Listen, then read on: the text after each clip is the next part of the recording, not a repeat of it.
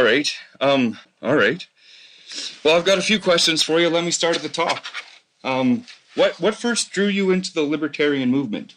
Penn Jillette. Okay. Yeah, there's a show called Bullshit that basically debunked religion and debunked Loch Ness Monster and all these magical claims, and had a very libertarian theme. So I would say that probably introduced me to the ideas. Okay. I'm sure you would agree that it's important for people to get involved with the Libertarian Party of Canada, the party you're currently president of. How did you first get involved with the Libertarian Party? I was asked to run as a candidate probably about four and a half years ago, and I didn't want to because I thought politics was bullshit, and I didn't want to have anything to do with it. And I thought that running as a candidate would be implicitly supporting the state. Mm-hmm. And so I was very opposed to it for probably 6 months. I pushed back on this guy and a couple people that were trying to convince me to do it. And finally I relented and said that I would run in the 2015 general election, thinking I'd have, a year and a half to figure things out. But my member of parliament resigned 2 days later. And so I made this commitment, and now I was in it. So that's, so I bought a party membership and ran in the by-election because I'd made this promise to a guy. And then 2 months later, it was our party's convention, and I was nominated for leadership. And I went from explaining to people why voting and political action was probably immoral in an article 6 months before to running for prime minister in about 6 months. So do you see the approach in your approach with the Libertarian Party of Canada differing from the approach of the Libertarian Party in the USA? Well, I think that the people are the same for the most part, and I'm not sure, I think certainly among leadership in the Libertarian Party of the USA, they have a bit of a different focus. They have a different conception of a win, right? I think they think a little bit more short term than me. They frame a win in terms of conventional political success, getting votes, getting seats, mm-hmm. And winning elections. And, my personal opinion is that's fine. But the primary thing is not getting power or winning seats or getting votes. The primary thing is shifting culture. And if you don't shift culture, all the votes and all the political success in the world isn't going to get you a win. If a win for you is smaller government, you're not going to get it. So if you are sacrificing message and principle for votes, then I think that is a recipe for not winning, even if you form government. So libertarians are often for the push of the removal of government interference in the areas of the lives of the public. If, say, for example, there was a libertarian movement that successfully achieved a libertarian government, what would be your top concerns for that government should they take power? Right. Well, first of all, I would think that if libertarians got elected, it would mean that you had a culture that demanded liberty or death. There's no way a libertarian can win a seat until that culture. The only way they can win a seat is if the voters either hate the other guy enough or you convince them that you're statist enough right now. Mm-hmm. So right now, I think that winning seats is kind of it's like it's capitulating that you are basically a giant statist. Mm-hmm. And so winning a seat in this culture, I don't think it's an admission of failure that you haven't succeeded. So I think, to answer a hypothetical question, if libertarians form government and we form government on a principled libertarian platform, it would mean that the culture is largely libertarian and that our mandate would be to follow culture, which would want us to cut government. And so I think that you would get cuts in government, substantial cuts, if a libertarian were to form government under those conditions. However, if libertarians were to form government without that cultural shift, I wouldn't expect to see much of a change in the type of government you would see. Maybe minor improvements, Right. slowdown in the growth of the state, but largely I think that the government would continue to grow even under a libertarian regime if you don't have that culture shift. Right. So would you say there's a bit of a cultural, maybe political shift going on, like specifically in the USA with, I mean, even Donald Trump, like, dare I say it, does he represent anything to you that's showing a cultural, excuse me, or political trend? And do you think that's influencing Canada as well? Yeah, it definitely is. I mean, I think populism is on the rise, or maybe, what I would describe as anti-establishment sentiment. Mm-hmm. And I think people don't trust institutions, and so they want to see someone who's willing to stand up to institutions and buck the trend. And that's why Bernie Sanders was so popular. That's why Donald Trump was so popular. And that's why a lot of Bernie bros jumped ship and went over to the Trump camp as well, right? So, I'm not convinced that there's some kind of enlightenment happening. I think people are just fed up with government and fed up with institutions and kind of want to throw a wrecking ball at it and want the guy that feels like them to take the reins and not one of these polished, sophisticated, snake oil salesmen. And so I think Trump and Sanders kind of represented that for them. And that's kind of what people want, because they've had the professional politician for so long that they want something different.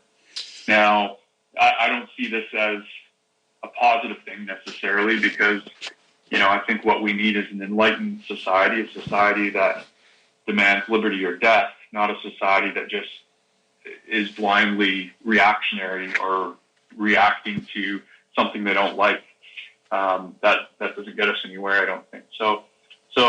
But I think certainly that sentiment is spreading. People are tired of it in Canada, and this is why I think Bernier is so popular right now. It's because, they see Andrew Scheer and the Conservative Party as not significantly different from the Liberals, and Maxime seems to offer an alternative there. So. Right. That brings me to my next question. There's been some excitement in Canada surrounding Maxime Bernier. Have you been following Max's journey from the Conservative Party like last year? Have you been watching all along, I guess, is my question? Yeah, definitely. I, myself, my campaign manager, and a couple other folks in the libertarian circles reached out to Max before the Conservative Party leadership race even happened. And we invited him to come to Calgary, introduced him to a bunch of people, and encouraged him to run, and said that there would be support out west. And we demonstrated that support by connecting him with individuals with deep pockets and wielding political influence that would support him. And so I'd like to think that we had a hand in convincing him to throw his name in the hat, in the ring for the Conservative Party leadership. And when he lost the leadership by 12 dairy farmers or whatever it was, I immediately put out the invite to him to dump the zeros and get with heroes. I even offered him to take over leadership of the Libertarian Party, take my spot. I saw an opportunity here to take liberty to the next level and to take all these disaffected people, the 49% of people in the Conservative Party that saw hope with a libertarian message in Max Bernier, and tried to draw them over to the Libertarian Party. And, I know Max had been tempted by that offer, and we'd been talking off and on since then about him ditching the Conservatives and getting with the Libertarians. He was very, very much hoping, I think, that the Conservative Party would give his voice a platform and let him speak to liberty, and maybe consider adopting some of his policies into their platform. But I think over the course of a year and a bit, I've heard increasing frustration in his voice and in his tone. And pretty soon he learned that not only were they not going to give him a platform, but they ousted him as a shadow cabinet minister. Right. They didn't like him speaking at all, and they were actively punishing him. And then I think the nail in the coffin was when he found out that the Conservatives were basically going to run a platform based on polling numbers rather than on any kind of principles. So in other words, they were going to figure out what was popular and promote that as their platform. Because to these conservatives, it's not about limiting government. It's about making sure the Liberals don't win for some strange reason, because their policies end up being essentially the policies of a Liberal government anyway. So it seems like they're creating a self-fulfilling prophecy there. But anyways, yeah, so Maxime, you know, I saw his parting of ways coming, and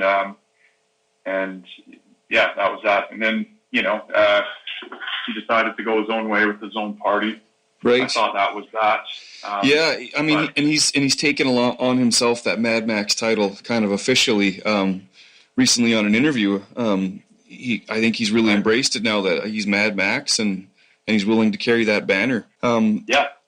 What was your reaction when he announced the People's Party of Canada just a couple Fridays ago? Well, I mean, I was disappointed, first of all, that he wouldn't take up the Libertarian banner.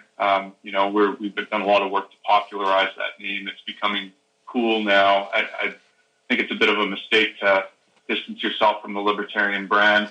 And I also, you know, think the name is a little bit unfortunate. I would have preferred a different name. But, you know, at the end of the day, the name is largely, you know, it's about the principle and the message. So that's fine. I can live with that. Yeah, and I feel like, I mean, personally, I feel like you have been working for years to develop and strengthen the liberty movement in Canada with success. I mean, if we look at the chart of votes and ridings represented by the Libertarian Party of Canada, in 2015, there was a six-fold increase. I think in I think it was in the ridings represented, or even actually the votes, or both, or something. There was a huge increase.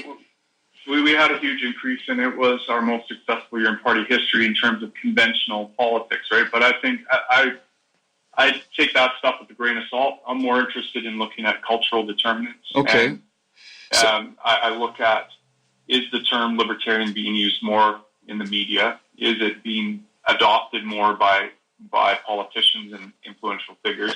Okay. Those are my metrics of success, and I think by that metric of success, we were even more successful. You know, I think we can take a fair amount of credit for the rise of Bernier and the popularizing of these messages. You know, led to him having a real place of influence in Canadian politics. And so I think we can take some credit for that. There's been talk even among my friends and other people online, like, do you think Max might be even just cramping your style or encumbering your space a little bit here? Like, how do you feel about him entering this space, I guess you could call it? Yeah, I mean, I'm happy about it. You know, I told Max, you know, right off the bat when he started his party, I said, you know, I wish you well.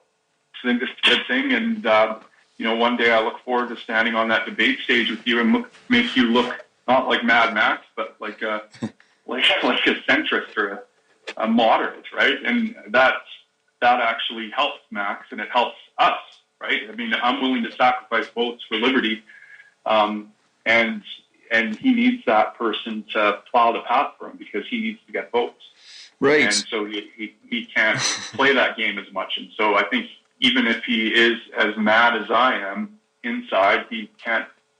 He has to be careful about his message, whereas I don't. Like, what am I going to lose? I know I'm willing to sacrifice the election. I'm willing to sacrifice votes because to me the message is the most important thing. But Max is playing a different game, and I agree. Yeah, and they play off each other, right? I mean, we pave the way for Max. We create the way. We create the parade, and he gets in front of it. That's how it works. Yeah, and so I'm fine with it. And even, I mean, there was a merger proposed, and even some buzz and excitement and talk around that. How has the reaction to this been from libertarians? What are libertarians saying to you after this talk of kind of combining forces here?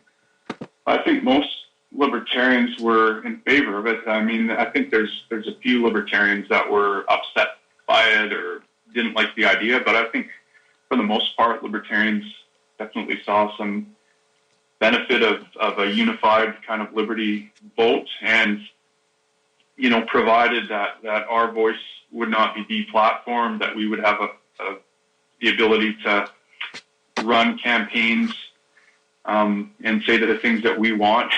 Yeah. I think that they're a little bit skeptical of politics, and rightfully so. Yeah. And so I don't know. I mean, maybe there's some truth to what they say, because the merger seems like it's dead. I haven't heard from Max. He's not returning my phone calls anymore, and I haven't heard from him. So I'm guessing the merger's dead. I'm not exactly sure why, but it could be that he saw that there was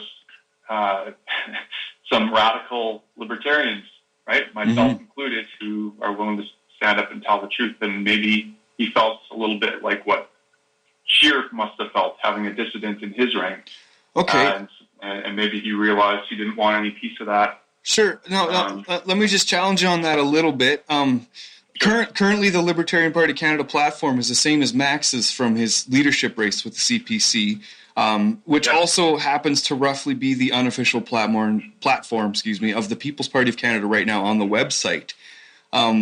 So, I mean, knowing this, like, it sounds like, I mean, is it appropriate to even question, like, is Tim Moen an ideal candidate for the People's Party of Canada? I mean, it seems like you really do have some things in common. It seems like you really could come under these principles. And I definitely am an ideal candidate for it. I think, I'm only speculating. I have no idea why Max wouldn't want to merge or join forces.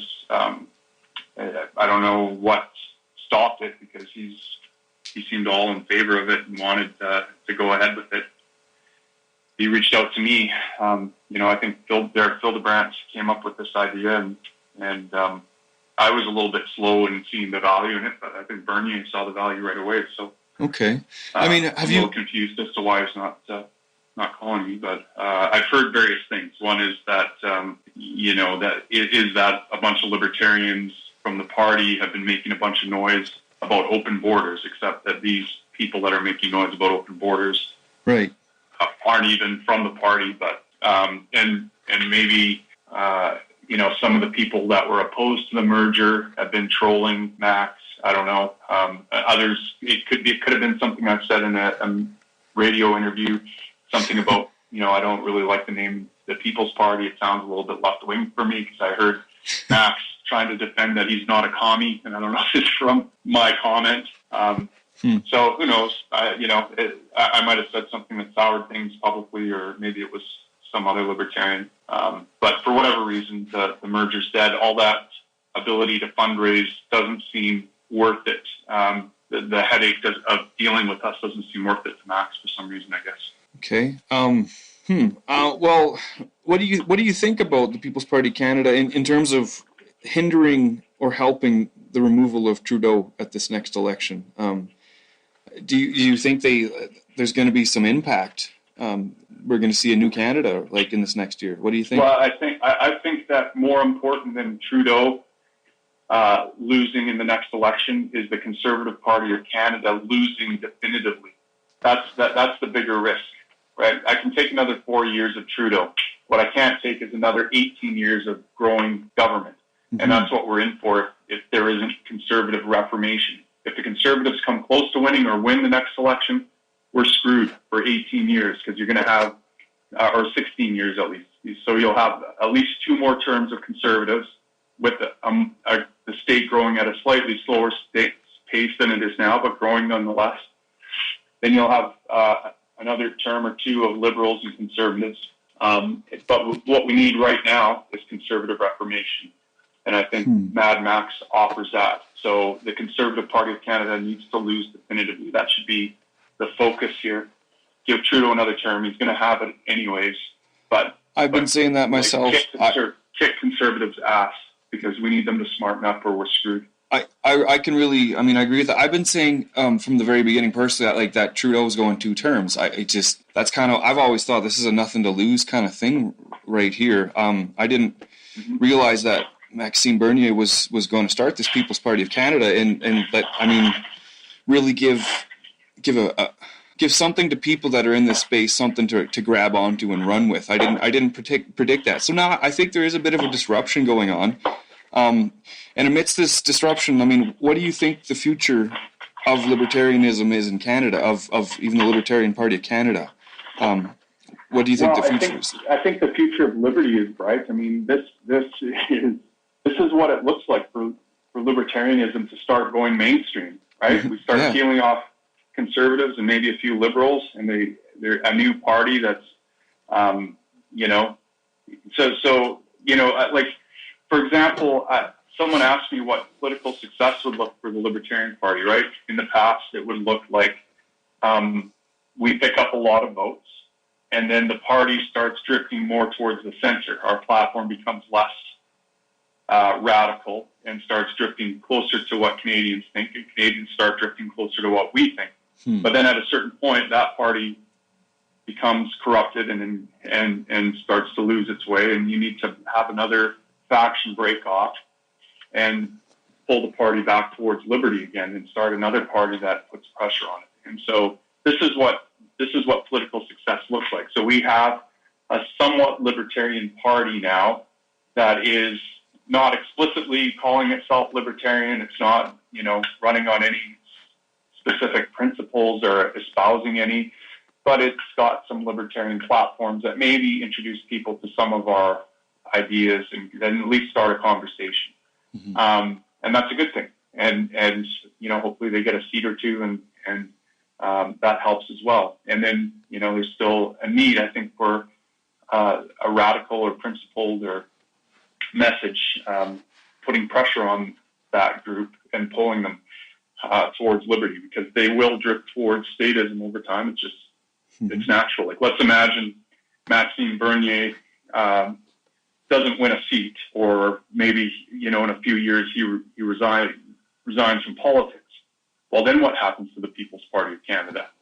Right.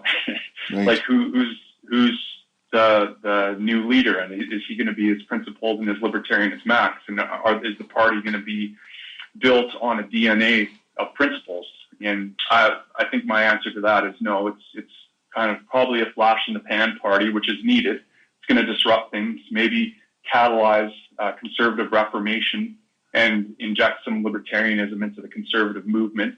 But something new is going to emerge out of that, and it's going to be back to kind of establishment politics, in a few years.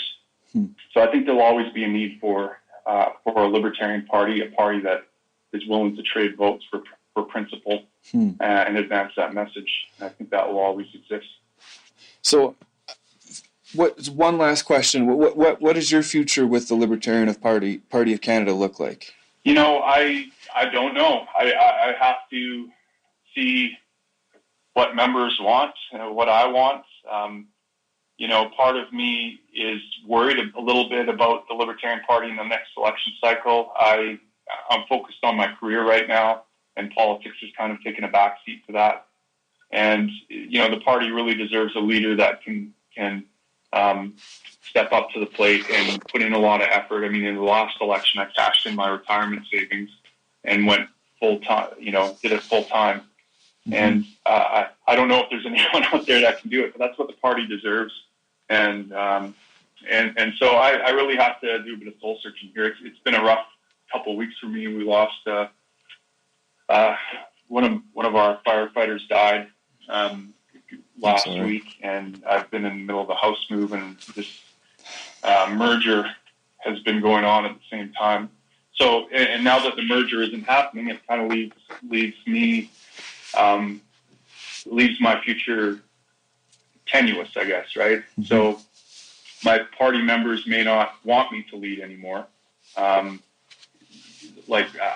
So I don't know. I'll have to take a look and see what the party wants, what the members want, and what I'm going to do. But right now, my brain's too fogged with everything that's been going on to think clearly. So I'll have to take a week or two to relax and get my head on straight and think about what's next.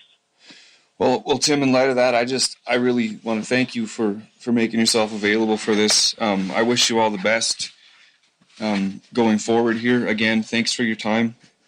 And I guess is there anything? I'm